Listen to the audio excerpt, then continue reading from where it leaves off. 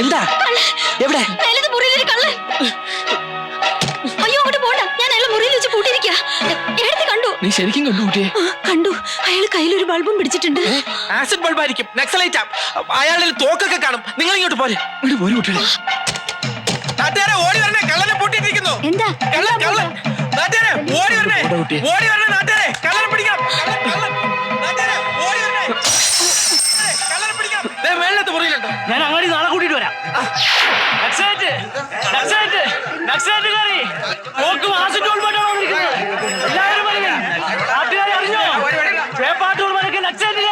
എന്നിട്ട് വല്ലതും കൊന്നോ? ഇല്ല, വേഗം ആളെ കൂട്ടാം.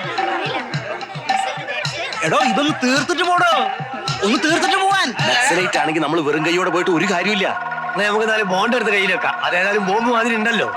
അതല്ലടോ കാക്കേ. ടോമി, നീ ആ ഓമനയുടെ വീട്ടിൽ ചെന്ന് അവിടെ പാറാവ് വെക്കുന്ന പോലീസുകാരുടെ തോക്കുമായിട്ട് വേഗം വരാൻ പറ. നിങ്ങൾ വിട്ടോ, ഞാൻ കട. ഞാൻ ഇപ്പൊ തന്നെ എത്താം. എടോ ഒന്ന് വടിച്ചു തീർത്തിട്ട് പോടോ.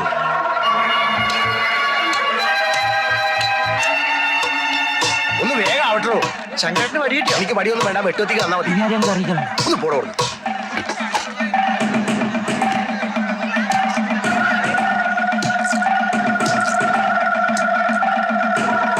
ഇനി ആരും അറിയിക്കേണ്ടത്? നല്ല ബെസ്റ്റ് നാടൻ വട്ടിലെ മുളക ഇതിട്ട് മുറി പുകച്ച ഏത് വീരപ്പനും പുറത്തെയാടും. പോക്കാൻ വരട്ടെ, ആ തോക്കുണ്ടിട്ടെ. പോലീസുകാരൻ അവിടെ ഇല്ല. പിന്നെ വരണ വഴിക്കാൻ വെടിക്കാരൻ തൊമ്മിയുടെ വീട്ടിൽ കയറി. മൂപ്പര് തോക്ക് വാങ്ങി എത്തും. എന്നാ പിന്നെ നമുക്ക് തൊമ്മി വന്നിട്ട് പോക്കാം. തൊമ്മി വരുന്നവരെ വെയിറ്റ് ചെയ്യാനൊന്നും പറ്റില്ല. ഇങ്ങോട്ട് കാട്ടിയ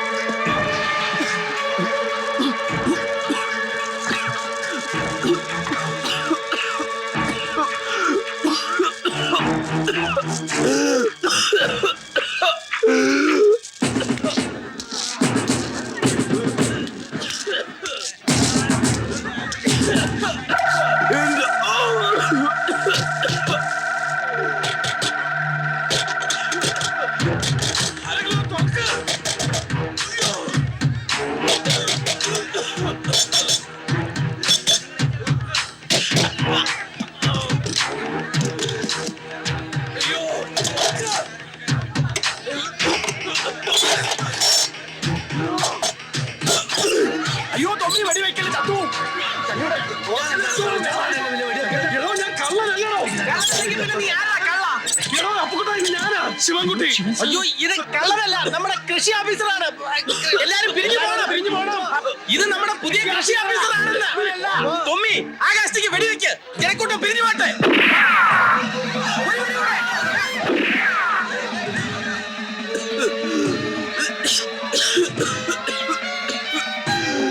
അല്ല സാറേ, സാറെങ്ങനെ ഇതിനകത്ത് വന്നത്?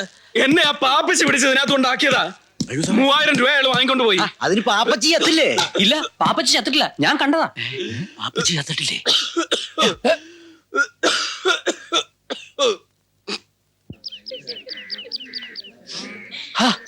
എന്നടാ ഈ ചെറിയ പെട്ടി മേടിച്ചേ? ആന ചവിട്ടിയതല്ലേ, ഇത് മതി. എടാ അവൻ എന്നോട് പൊക്കോണ്ടാ. എന്റെ അച്ചായ, ആന ചവിട്ടി കൊന്നവർക്ക് വേണ്ടി ഞാൻ ആദ്യമായിട്ടല്ല പെട്ടി വാങ്ങുന്നത്. എന്തായാലും കുറുക്കനും ചെന്നായും തിന്നതിന്റെ ബാക്കി കുറച്ച് എല്ലും കഷ്ണങ്ങൾ ഉണ്ടാവും. അതിന് ഈ പെട്ടിനെ ജാസ്തിയാ. ചത്തിട്ടില്ല. ആര്? നമ്മുടെ പാപ്പച്ചി ചത്തിട്ടില്ല. ചേപ്പാട്ടൂര് കേറിയ ആഫീസർ പാപ്പച്ചിയെ കണ്ടു. മാഷ് വേണ്ടെല്ലാം പറഞ്ഞേ. നടന്നു. അച്ചായ, പെട്ടിയുടെ കാശ് അത് നിന്റെ അപ്പം തരും. ഭാഗ്യം തന്നെ, വെടിക്കാരൻ തൊമ്മി ഉന്നം വെച്ച കാഞ്ചി വലിക്കാതിരിക്കില്ല. കഴിഞ്ഞൊക്കെ കഴിഞ്ഞു. ഇനി അതും ഇതും പറഞ്ഞ് സാറിനെ ആദ്യം പിടിപ്പിക്കല്ലേ. ഇനി എന്താണ് വേണ്ടതെന്ന് ആലോചിക്കുക. പാപ്പച്ചി ചത്തറില്ല എന്നല്ല പറയുന്നേ, അവ അങ്ങോട്ട് വരട്ടെ. ഓൻ വരുന്ന ശിവൻ സാർ പരിപാടി കിടക്കുന്ന മാഷ് പറയണേ. എന്തിനും ഒരു ന്യായഭാഗമുണ്ട്. അതെന്താണെന്ന് വെച്ചാ വല്യമ്മാമ പറയട്ടെ. അതെ, എനിക്ക് പാപ്പച്ചിയോട് ഒരു 25,000 രൂപയുടെ കടബാധ്യതയുണ്ട്. അതിന്റെ പേരിൽ ഇവിടെ കൃഷി ഓഫീസറായിട്ട് വന്ന ഒരു സ്ത്രീയെ തെക്കിനി മച്ച് താമസിപ്പിച്ചോട്ടെ എന്ന് എന്നോട് ചോദിച്ചു. ആയിക്കോട്ടെ എന്ന് ഞാനും പറഞ്ഞു. അത്രത്തോളം കടബാധ്യത കുറഞ്ഞു കിട്ടുമല്ലോ എന്ന് വിചാരിച്ചിട്ടാ. അവരങ്ങ് സ്ഥലം മാറി പോവുകയും ചെയ്തു. ഇപ്പൊ ഇദ്ദേഹത്തെ ഇവിടെ കൊണ്ടുവരുന്ന കാര്യമോ താമസിപ്പിക്കുന്ന കാര്യമോ ഒന്നും എന്നോട് മിണ്ടിയിട്ടില്ല. പക്ഷേ ഇവിടെ ഉള്ളവരോടൊക്കെ സമ്മതം വാങ്ങിയെന്നാ പാപ്പച്ചി എന്നോട് പറഞ്ഞത്. പിന്നെ ഇവിടെ ഇങ്ങനെ പെമ്പിള്ളറുള്ള കാര്യമൊന്നും എന്നോട് സൂചിപ്പിച്ചിട്ടുണ്ടായിരുന്നില്ല. ഞാനിപ്പോ എന്ത് വേണമെന്നാ പറയുന്നേ? പാപ്പച്ചി ഇദ്ദേഹത്തോട് മേടിച്ച കാശ് കൊടുക്കുന്നത് വരെ ശിവൻ സാർ തെക്കിനി താമസിക്കട്ടെ. അല്ലെങ്കിൽ പിന്നെ പാപ്പച്ചി വാങ്ങിച്ച കാശ് തിരിച്ചു കൊടുക്കുക. അതല്ലേ അതിന്റെ ഒരു ന്യായം.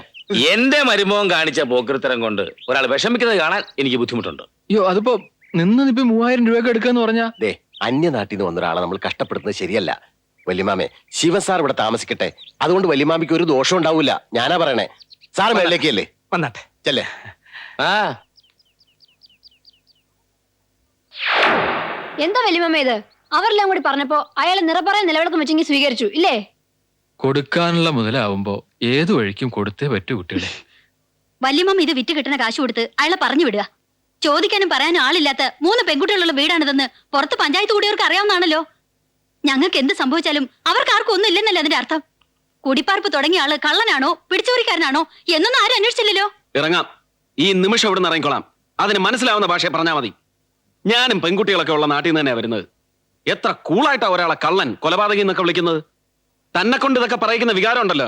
3 പെൺകുട്ടികൾ തനിച്ചെന്നുള്ള അന്യതാബോധം കൊണ്ടല്ല, പഴയ ആ ഫ്യൂഡൽ കൾച്ചറിന്റെ പാരമ്പര്യം കൊണ്ടാ. ജീവിക്കാൻ ഗതിയില്ലാഞ്ഞിട്ടൊന്നുമല്ല ഈ മലമൂട്ടി വന്ന് സർക്കാർ ജോലി സ്വീകരിച്ചത്. പൊയ്ക്കോളാം. പക്ഷെ അതിന് പണ്ടം വെച്ച് കടം വീട്ടാനൊന്നും നിൽക്കണ്ട. തമ്പുരാക്കന്മാരുടെ കുടുംബത്തിൽ പറഞ്ഞില്ലെങ്കിലും ഞാനും തറവാട്ടി പറഞ്ഞവൻ തന്നെ. മാപ്പാക്കണം. ബുദ്ധി ഉറക്കാത്ത കുട്ടികൾ എന്തെങ്കിലും പറഞ്ഞതിന് ക്ഷമിക്കണം. സാറിവിടെ താമസിക്കുന്നതിൽ ഞങ്ങൾക്ക് സന്തോഷമേ ഉള്ളൂ. ഇനി പാപ്പച്ചി വന്ന് പണം തന്നാ പോലും സാർ ഇവിടെ തന്നെ പാർക്കണം.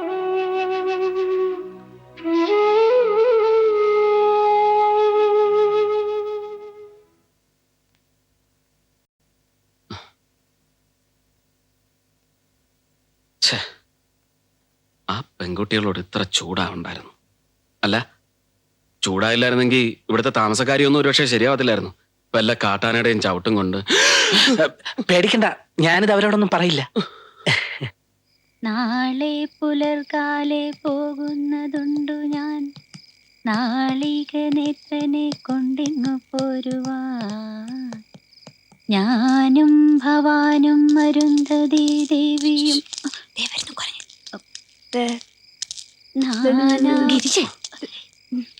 അതെ, ഒരുപാട് ബുദ്ധിമുട്ടി ഗോഷ്ടി കാണിക്കല്ലേ.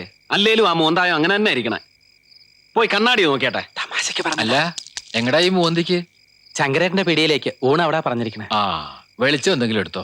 ഇഴജന്തുക്കൾ ഒത്തിരി ഉള്ള സ്ഥലാ. അതെ അതെ, എല്ലാം നല്ല വിഷമുള്ള ജാതികളാ.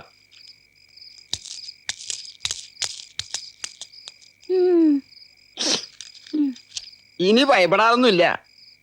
എന്നാ ഞാൻ അങ്ങോട്ട് ഇറങ്ങട്ടെ. എന്റെ കണ്ണീരിന്റെയും പ്രാർത്ഥനയുടെയും ഫലം ഇത്. വാ ചേട്ടാ, കഴിക്കാം. ചേട്ടന് ഇഷ്ടമുള്ള കഞ്ഞിയും പുഴുക്കും ഒക്കെ ഉണ്ട്. നമസ്കാരം. ഇല്ലത്തെ താമസമൊക്കെ എങ്ങനെയുണ്ട്? പിന്നെ പരമസുഖമല്ലേ. അങ്ങനെ തന്നെ വേണം. ഞാൻ അതിന് തന്നെ കണ്ട് നന്ദി പറയാൻ. അതിന്റെ ആവശ്യമൊന്നുമില്ല. അയ്യോ, എന്നാലും എന്റെ ഒരു മനസന്തോഷത്തിനെ. ഇങ്ങനെയാണോ നന്ദി പറയുന്നത്? നീ എന്താ എന്നോട് പറഞ്ഞത്? പറഞ്ഞു. ആ വീട്ടുകാരോട് സമ്മതം വാങ്ങിച്ചു. അതൊക്കെ പോട്ടെ. നീ എന്തിനാണ് സാറിനെ അകത്താക്കി പുറത്തുനിന്ന് കുറ്റിയിട്ടിട്ട് പോയത്? പുറത്തുനിന്ന് കുറ്റിയിട്ടെന്നോ? അറിയാതെ പറ്റിപ്പോയതാ. കുറ്റി അടിച്ചളക്കായിരുന്നില്ല. കുറ്റി അടിക്കരുത്, അടിക്കരുത്. ഞാൻ സത്യം പറയാം. അതെ, കുറച്ച് കാശിന്റെ ആവശ്യം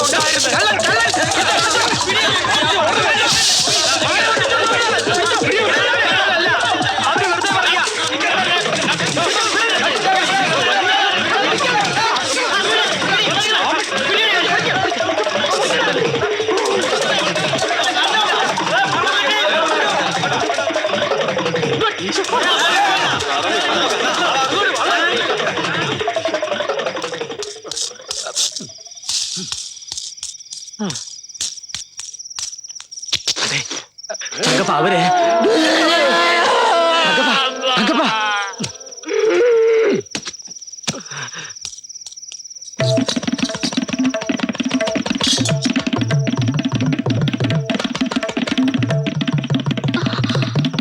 ചേട്ടാ, ചേട്ടാ, ചേട്ടാ, പിന്നെ തുടങ്ങിയല്ലേ ടീച്ചർ?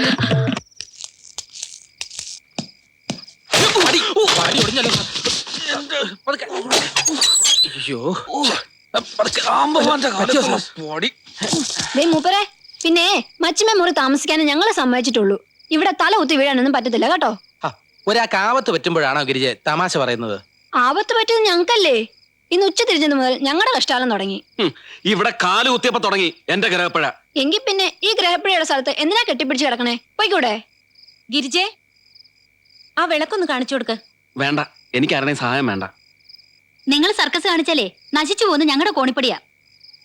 ഡേ, ഇതൊന്ന് കാണിച്ചു കൊടുക്ക്.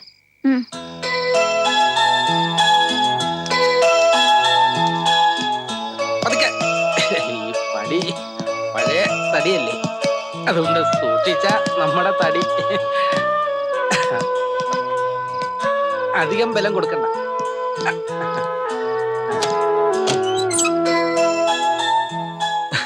ഇതാണ് ഗിരിജയുടെ പ്രകൃതം. സംസാരത്തിന് ഒരിക്കലും ബെല്ലും ബ്രേക്കും ഉണ്ടാവില്ല. സാർ ഇതൊന്നും കാര്യമായിട്ട് എടുക്കരുത്. ഏയ്, എനിക്ക് ആ കുട്ടിയെ ഇഷ്ടാ. ഞാൻ പണ്ട് നാട്ടിൽ പഠിപ്പിച്ചിരുന്ന ട്യൂട്ടോറിയൽ കോളേജില് എനിക്കൊരു സ്റ്റുഡന്റ് ഉണ്ടായിരുന്നു, മായ.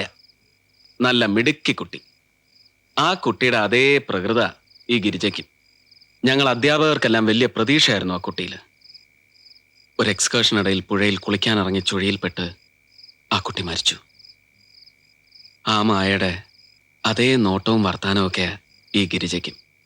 ആ മായ പോലെ തന്നെ ഒരു ദുഃഖ കഥാപാത്ര ഗിരിജയും. ഇങ്ങനെ ചിരിച്ചു കളിച്ച് നടക്കുന്നേ ഉള്ളൂ. അതിന്റെ കാര്യം വലിയ കഷ്ട. സാറിനറിയോ, ആ കുട്ടി ചേപ്പാട്ടൂർ ഇല്ലത്തെ അല്ല. പിന്നെ ഗിരിജയുടെ അമ്മ ഇല്ലത്തെ അടിച്ചുകളിക്കാരിയായിരുന്നു. തമ്പുരാട്ടിമാരുടെ അച്ഛനുള്ള കാലത്ത് അദ്ദേഹത്തിന്റെ പഴയ ഒരു ചങ്ങാതി തെക്ക് നിന്ന് വന്ന ഒരു നക്സലൈറ്റുകാരൻ സാറ് താമസിക്കുന്ന ഈ മുറിയിൽ ഒളിച്ചു താമസിച്ചിരുന്നു. മൂപ്പർക്ക് ആഹാരം ഈ മുറിയിൽ കൊണ്ടുവന്ന് കൊടുത്തിരുന്നത് ആയമ്മയായിരുന്നു. ആ പോക്കുവരവിൽ അയാളുമായിട്ട് ആയമ്മ അടുത്തു. ആ ബന്ധത്തിലുണ്ടായതാണ് ഈ ഗിരിജ. ഗിരിജ കുഞ്ഞായിരിക്കുമ്പോ തന്നെ അമ്മ മരിച്ചു. കുറച്ചുനാൾ കഴിഞ്ഞ് വയനാട്ടിൽ എവിടെയോ വെച്ചുണ്ടായ പോലീസ് വെടിവെപ്പിൽ അച്ഛനും മരിച്ചു. ആരോരുമില്ലാത്ത ആ കുട്ടിക്ക് പിന്നെ ഇവിടെ ഉള്ളവരായി എല്ലാം.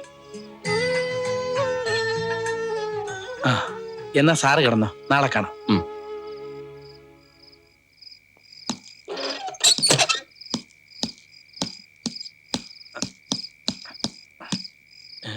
സാറേ, ആ, ഏത് പടിയാ ഒടിഞ്ഞിരിക്കണേ? അതിപ്പോ എങ്ങനെയാ പറയുന്ന അപ്പുക്കുട്ട? വീണാലല്ലേ പറയാൻ പറ്റൂ. അയ്യോ, വേണ്ട, റിസ്ക് എടുക്കണ്ട സ്വാമിയേ. എത്രാമത്തെ പടിയുന്നാ? ഒടിഞ്ഞത് പടിയല്ല, എന്റെ നടുവാ. എന്റെ ഈശ്വര, ഇവർ രണ്ടുപേരും കൂടി ഈ ഇല്ലടിച്ച് നിരത്തും. വീഴുന്നേരം മാറി, വീഴാത്തവർക്കൊരു അവസരം കൊടുക്കണേ.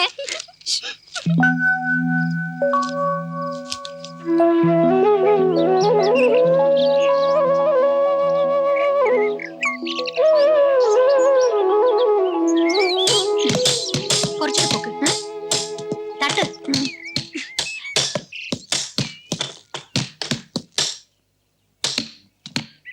വലതുകാലിൽ വെച്ച് കയറിയപ്പോഴേ ചവിട്ടിയ പടി തകർന്നു. എന്റെ ഭഗവാനെ, ഇനി എന്തെല്ലാമാണോ തകരാൻ പോണത്? തലമണ്ട. എന്താ പറഞ്ഞേ? അല്ല, ഇന്നലെ വീണപ്പോ എന്റെ തലമണ്ട തകർന്നു എന്ന് പറയായിരുന്നു. അത് സാരമില്ല, അതിനകത്തൊന്നും ഇല്ലല്ലോ. അത് ശരിയാ, നമ്മുടെതാണെങ്കിൽ കുറച്ച് കളിമണ്ണെങ്കിലും ഉണ്ടാവുമല്ലോ. എന്തായത് എല്ലാവരും ചോപ്പും അരിവാളും ചുറ്റിയൊക്കെ ആയിട്ട് വല്ല പ്രകടനവും മറ്റോ ഉണ്ടോ? പ്രകടനമുണ്ട്. ഇപ്പോഴല്ല, വൈകിട്ട്. തലകുത്തി മറിച്ചില്, ഒറ്റക്കാല നിപ്പ്. വൈകിട്ട് വന്നാ കാണാം. ടിക്കറ്റ് സൗജന്യ. ദേ നിക്കണു അഭ്യാസി. ഓ പിന്നെന്താ, ഞാൻ റെഡി. പക്ഷെ ഇപ്പൊ ഈ മനുഷ്യന്മാരുടെ അഭ്യാസങ്ങൾക്ക് വലിയ മാർക്കറ്റിലെന്നാ കേൾക്കുന്നത്. ഈ സർക്കസുകാരുടെ പോസ്റ്റർ കാണാറില്ലേ? പ്രകടനം മുഴുവൻ കൈയടക്കി വെച്ചിരിക്കുന്നത് ചിമ്പൻസികളും സിംഹവാലിനും ഒക്കെ. ഇനിയിപ്പോ ഏതായാലും അതിനൊരു കുറവും ഉണ്ടാവില്ല.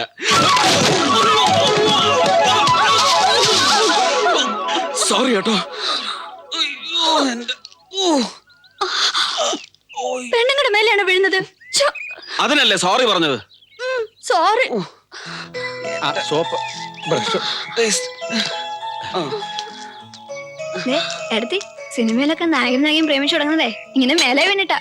ഏടത്തേക്ക് ഇപ്പൊ അയാളുടെ വല്ല പ്രേമം തോന്നി തുടങ്ങി. ഓടി അവളുടെ ഒരു തമ്പുരാട്ടി, ഇനി ഇത് നന്നാക്കാൻ ആശാരിനെ വിളിക്കുന്ന നല്ലത്. പാവം, ആ കുട്ടിയുടെ നടുവൊടിഞ്ഞ. ഓ, അപ്പൊ എന്റെ നടുവൊടിഞ്ഞ തനിക്ക് പ്രശ്നമൊന്നുമില്ല? അല്ല, സാറിന്റെ നടുവും അതേപോലെ. ദാ ആ ചാല് കിടന്ന് അപ്പുറത്താണ് കുളം. ആ, എന്നാ ഞാൻ പുറപ്പെടാ സാറേ. ഓ ശരി.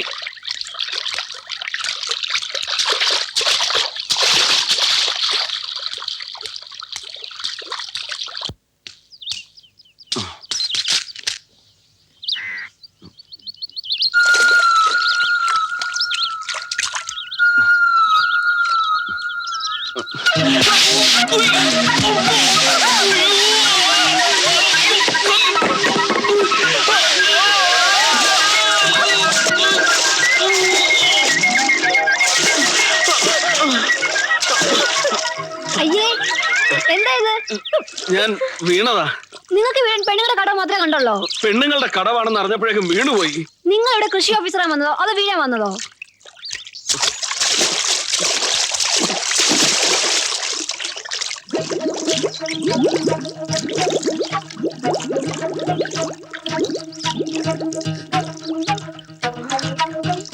അയ്യോ ചത്തുപോയോ?